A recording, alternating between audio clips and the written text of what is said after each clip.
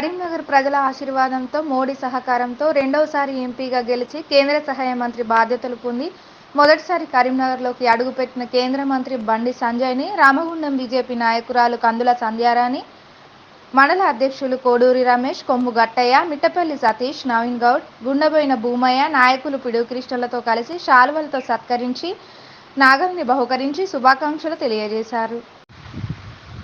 ఈ సందర్భంగా కందుల సంధ్యారాణి మాట్లాడుతూ బండి సంజయ్ ఒక నాయకుడు అనే భావన కంటే అందరికీ సోదరుడు అనే భావన ఎక్కువ ఉంటుందని, అలాంటి సంజయ్ కేంద్ర మంత్రి స్థాయికి ఎదగడం ఈ ఉమ్మడి కరీంనగర్ జిల్లాకే కీర్తి కిరీటమని అన్నారు.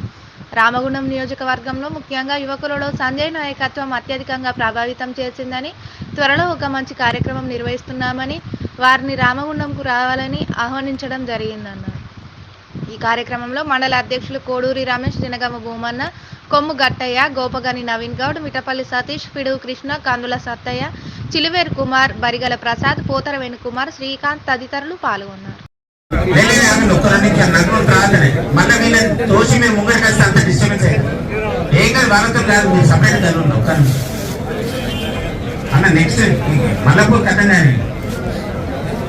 అన్న మల్లపూర్ జల్దీ దిగి కాదు కలిసి